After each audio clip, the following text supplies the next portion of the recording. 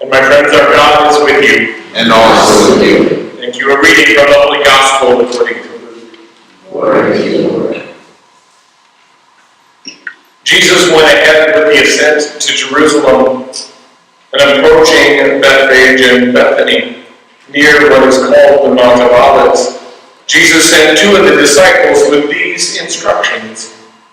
Go into the village ahead of you, and upon entering it you will find a tethered colt that no one has yet ridden. Untie it and lead it back. If anyone should ask you, why are you untying this colt?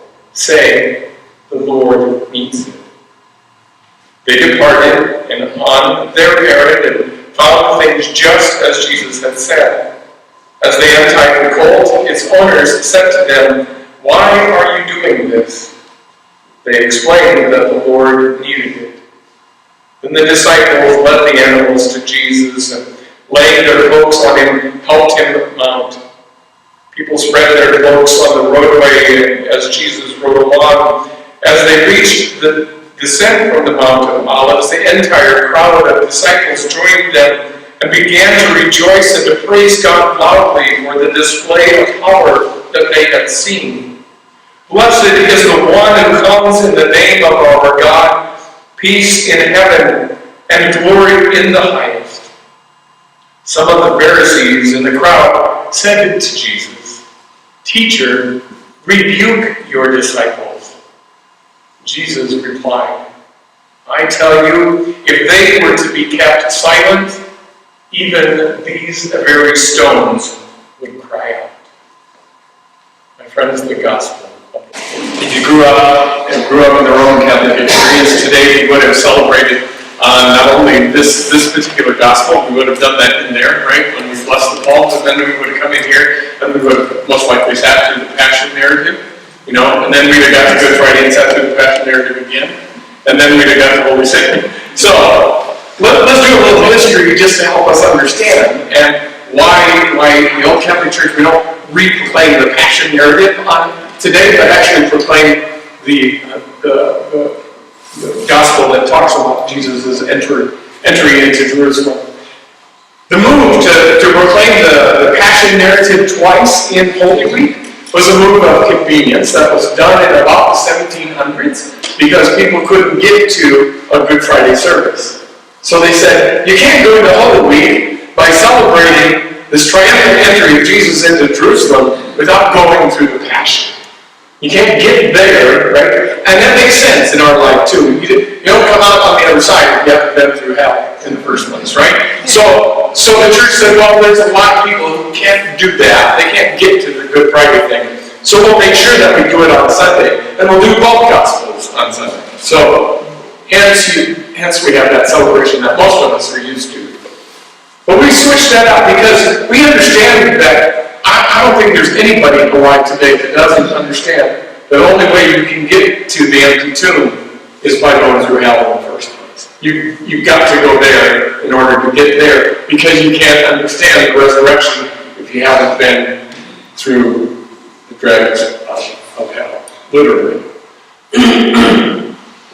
So that's just a little piece of why we do what we do and the way we do it. This is one of those Sundays where, actually, I wish I was a Protestant preacher because we could do an easy 45 minutes. I know you all would be really tired, but we could because it really is packed. This gospel literally is packed with symbolism. It's so packed that there's no way for me to break it open, and I'm only going to be able to focus on one little piece of it, but I want to give you a little idea of the mindset of this, okay? And just some of the symbolism that's inside of this gospel. It's really awesome. So if you heard in the gospel how Jesus went ahead of them and ascent and then descent, right? Okay, you got to look on the map. If you looked at Bethany, where it's located, it's actually on what would be the western side of the hill. So you literally have to go up Bethany, up to Bethany. The road from Bethany to Jerusalem is 1.5 miles long. Not very long, right? For us, that'd be a minute in the car. But so the road is 1.5 miles long, but you have to go up the hill or to the top of the hill and then down again. in order to get there. That road, still today, it's pretty rough, it's pretty rocky, it's really dusty. So, do you know what palms really are? And let me go, also, this is one of the oldest traditions in the church. Actually started, this Palm Sunday procession actually started in about the 4th century, and has been done every Palm Sunday since. So, not many liturgical things have this kind of age behind them. Okay? We've developed a lot, but any idea why you think palms were laid on the ground? Oh, okay, here we go. Look at this. Do you have one that's folded in half? You do. I do. Look at that. What does this remind you of? Anything? Okay, let me help you out. It's modern day cold patch. Okay, you know how we cold patch our palms, right? Palm leaves are so fibrous that if you lay them on the ground, when they start to disintegrate, they have such fibers, it's like celery, right? It's like celery. So you start to do this, and when this thing starts to disintegrate, it doesn't disintegrate, it literally starts to come apart like this in strings. And imagine if that's on the ground and it rains, and you run over it, and then it dries. It's just like a rock, right? So what it would do eventually is it would stop the dust from being so bad. So when you were traveling the road, if you were doing this, and as Jesus was, they were laying the palms of the road to stop the dust. It's very practical. It's very practical. But you didn't do that for everybody. You did that for royalty. Right? Or somebody who was really important, you would go out and literally pave the road. Right? Stop some of the dust from coming up. Another piece of really cool stuff, like he comes in on a donkey. That's not just by choice or by chance. In the ancient Mediterranean world, if you approached an encampment, right, because there were nomadic people, lots of them had their camps outside the city. You have very few cities. If you had a city or an encampment, if somebody approached your encampment on a horse, they were coming in war. Okay? Because on a horse you could get in and get out, you could strike fast, you could decimate a camp and get out of the camp and take away whatever you needed, etc. If you approached on a donkey, you were considered to be a person of peace. You came in peace. If you came on a donkey, you came in peace. So if you were in the midst of war and you were losing, what you would do is use one of the donkeys out of your army to approach the other side. Because if you approached it on a donkey, you wouldn't get killed. Because you were coming in peace. In peace to surrender, or in peace to approach the encampment. Imagine Jesus approaching Jerusalem in peace. Right? Pretty awesome that he would do that. Now, you gotta even get this is even better. The road that goes from Bethany to Jerusalem, it ends at the Great Wall of Jerusalem. Jerusalem literally has a wall around it. That wall, the gate that it ends up at, is called the Sheep's Gate. That's where the road from Bethany to Jerusalem ends. What do we call Jesus? The Lamb of God. Huh? Oh, wow, it kind of ended up at the right gate, at the right time, in the right place. Kind of amazing. You know where that is? It's actually on the backside of the temple. The temple was literally there. The Sheep's Gate is literally right below that. And that's where the road from Bethany ends. Right there. Guess what it goes past? Just take a wild stab. Where are we going on Good Friday? Golgotha, right? The last curve of the road from Bethany to the Sheep's Gate is Golgotha. It's right outside the door. Right outside of the wall. So, you see all the symbolism that's going on? Now let's go even one more, and your husband would love this, because today, we're only 2 days off in this Gregorian year, we're only 2 days off. In the 10th month of Nisan, not the month, the Hebrew month, the Jewish month, the Jewish calendar, this is the month of Nisan. On the 10th day in Nisan, which often ends up on Palm Sunday, is the day that you choose the lamb that you will slaughter on Passover. Isn't that kind of cool? So, you got the lamb that you slaughter, this celebration on this day, ending up at the Sheep's Gate.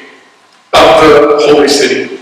And just filled with symbolism. And we could tear it up. It's a heck of a study. It's a heck of a study in all this stuff that's going on in this gospel. So just a few really interesting and I think pretty impactful, if you really give it some thought, pretty impactful thoughts about it. And finally, this is one of the few stories. We have 4 gospels. We call the first 3 synoptics. Matthew, Mark, and Luke, right? Synoptic, literally in Greek, means synosis, means with one eye, right? With one eye. It means we see it pretty much the same way. Little tweaks and differences. Matthew, Mark, and Luke look at it pretty much the same way. John, I think he participated in some peyote. He's pretty far out, right? He sees this whole Logos thing, and it's like really wild. But this is one of the few stories that's shared across all 4 Gospels. If you're a biblical archaeologist, and if you're a biblical historian, and even a scriptural analysis, you're going to say, wow, if it appears in 4 Gospels, 3 of which are usually the same, and 1 which usually has nothing to do with the other 3, this probably, most likely, was a historical event. Now, whether it was all the little things that happened from each particular gospel, I don't know, but most likely this actually took place. This might be one of the few things out of the gospel that might actually historically happen, right? So kind of cool, too, on top of that. But here's the question. Here's the real question that I see. It comes down to this. So what? Right? So what? So what? And why do we celebrate this every year? So what that Jesus came into Jerusalem? Tons of people came into Jerusalem. Tons of people came in every day. So what that we gather each and every year to celebrate with palms? I mean, it's a pain to make sure that we get these things, right? So what? So what is it about people throwing their cloaks down?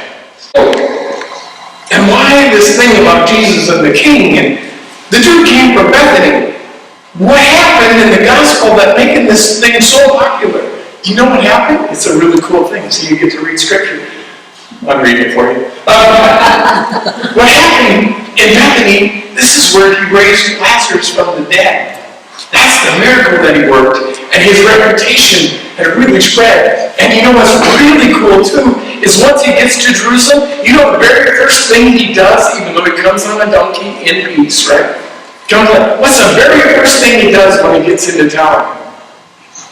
This is really cool, because he gets ticked off, and he goes into the temple, and he knocks over the money changers' tables. Oops. Right? So what? So what? Maybe in this whole symbolism that we've been talking about for these last 5 minutes, maybe there's an answer to our question. So what? The founder of the Salvation Army, his name was General Booth. Well, they call him General Booth. I've heard Samuel Booth, I think was his full name. But General Booth said this: I like my faith like I like my tea. Was it from England? Just in case you don't know. I like my faith like I like my tea. Hot. And he said, what I mean by hot is I want it real, I want it relevant, I want it authentic, and I want it honest. That's how I like my faith. So, let's get real and relevant and honest and authentic with each other today. Here's the question. I wonder if we have ever really critically thought about our faith. I mean really critically looked at what we think and what we believe and what we know and what we understand. I asked us at the very beginning of Lent to consider 2 questions. What do we know and what do we believe about God? I didn't do that as a whim. I did that as an invitation to really ponder for 40 days what General Booth really said. What is it that makes your faith hot? So let me, if you would, begin to explore what I see as You're going to see it on the, somewhere. Yeah, there you go. Can I steal yours? You're going to see on the end of your pew a little page like this. It happens to be the Apostles' Creed, which we proclaim at liturgy. I'm going to encourage you to take that home a little bit later, but I wanted you to do that. As we continue to discuss with one another what it is that's really hot, I'm going to let you in on a few insights. You see, one of the things that I've come to know and to believe is that it's okay to wrestle and to struggle and to question and to ponder and to pray with God. It's taken me a ton of spiritual directors and a lot of money with therapy. I'm not kidding, I mean, it's funny, but it really did. It took me a lot in order to get, because I grew up where you said you can't do that.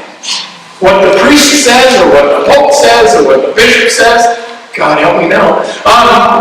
That's the way it is, and you believe it. Or, kind of pray, obey, and obey. That's right.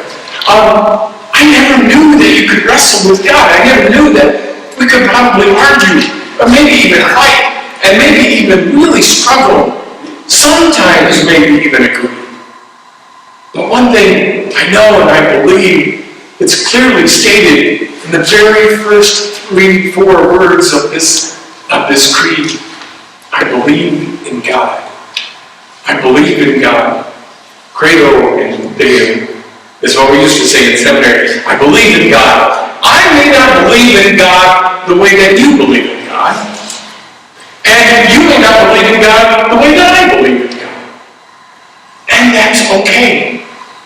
That's okay.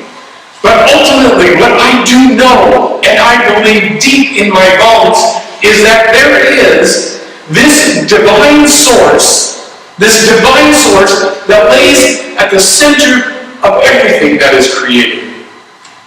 I know and I believe that divine source is knowable through my human experience, and yet at the same time is infinitely beyond my comprehension and complete comprehension. I know beyond any doubt that I am loved and that I am cared about by that divine source whom I choose to call God. And I know and I believe that everyone else is as well. As I was reflecting for these past 40 days, because I've been considering this, I had to go on and say, man, if I'm loved by this divine source, and everybody else is too, then it can be really tough. Because it's not just me and everyone who thinks and acts and looks like me, but it's even those people whom I'm quite certain that God really struggles to love. Because I do, right? I cannot comprehend even how that love is possible. But let's get hot. Let's get real and let's get relevant and honest. I know that there are people that I do not understand how God could possibly love. And I know and I believe that the God of my understanding not only loves and cares about me and about other people, but I believe that God cares about everything that's created. Everything. Everything that is a part of my lived experience, your lived experience, and those things that are beyond our experiences as well. It is one reason that I absolutely love things like The Twilight Zone. Okay? I know I'm dating myself. I love The Twilight Zone. Not only love the dude who narrated it, but I loved it because he took you places that you just never thought anybody could go. I love Back to the Future because what if we could power a car with garbage? That's awesome. I love Star Trek because we're going places that nobody has gone before. How awesome is that? To think that we might at in some way be at the edge of interstellar space. Isn't that awesome? I know that God is there as well, and I love Carl Sagan and listening to that dude talk and the interplanetary extremities of life and the ultimate. I mean, dude, we found a black hole this week. How awesome! How awesome. I believe that God is the ultimate source of everything, from black holes to snowflakes. I believe that God is most fully understood in the concept and the experience of love. That inexplicable mystery that grabs our hearts and our minds and holds us in free love. Not a love that binds us, but a love that holds us free like the dove in the hands of St. Francis. I believe and I know that I really have a minuscule understanding of this amazing divine source. I know that I understand this much of it. And I'll always try my best to tread lightly on presuming that anyone else believes or knows that source in the same way that I do. But on this Palm Sunday, I wonder if we as a community of faith and we as individuals will be willing to risk, like Jesus, riding into the cities of our own uncertainty as he did, and continue to ask ourselves some very exciting and very challenging questions of life and faith. If you take a copy of the Creed with you, which I encourage you to do, and I would challenge you to take some time this week, personally and as family and as friends, to ask once again, what do you know and what do you believe? One of the greatest gifts of this journey of faith is the freedom to ask the questions which we may have never realized we had the permission to ask. So what? So what? It's a great question, and I look forward to learning from you what your understandings and your answers are. You see, my friends, the other thing I absolutely know and absolutely believe, the empty tomb, is just waiting for us to discover it once again.